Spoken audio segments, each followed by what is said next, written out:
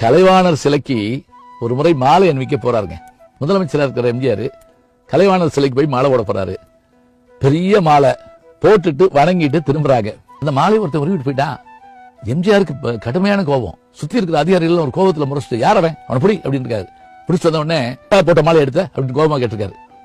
ஒன்னும் இல்ல, நீங்க என் கூட வந்தா சொல்லுவேன், இங்கே சொல்லு, இப்படி சொல்ல முடியாது, நீங்க வாங்க கூட போயிருக்காரு. ஒரு சின்ன சந்து வழியா போய் நடக்க முடியாத சேர் சரியா இருக்கு, அதெல்லாம் போறாரு. நடுத்தருவுல ஒரு பெஞ்சு போட்டு பிணம் வைக்கப்பட்டிருக்கு. இப்ப கொஞ்ச நேரத்துக்கு முதல்ல போட்டார்ல மாலை, அந்த மாலை அதுல போட்டிருக்கு. எம்ஜிஆர் ஸ்தம்பிச்சு நின்றாராம். கேட்டுக்காரு. அந்த மாலையை திருடி அடி வாங்கினாலும் சொன்னா, எங்க அம்மா கடைசிக்கு மாலை வாங்கக்கூடிய என்ற காசு இல்ல, அவசரத்துல நீங்க இருக்க போய் எடுத்துட்டேன், மனுஷங்கன்னு காலில் விழுந்திருக்கான். உடனே அவனை தூக்கி கையில வச்சிருந்த பணத்தெல்லாம் எடுத்து கொடுத்து பிரிச்சுட்டாங்க, பாத்துக்கோ சொல்லிட்டு வெளியே வந்து சொன்னாராம். தெய்வானர் என்.எஸ். கிருஷ்ணன் வாழ்நாளெல்லாம் வந்தவங்களுக்கு அள்ளி கொடுத்தாரு, நான் கேள்விப்பட்டிருக்கேன். சிலையா இருந்த போது கூட தனக்கு போடப்பட்ட மாலையை மற்றவருக்கு பயன்படுத்தும் அப்படிங்கிற மாதிரி செயல்பாடு இருந்திருக்கு, அந்த எண்ணம் இருந்திருக்குன்னு நினைக்கிறப்ப எவ்வளவு ஆச்சரியமா இருக்கு. அந்த மாலை தானே அந்த அம்மாவுக்கு போடப்பட்ட மாலை அப்படின்னு கண்ணை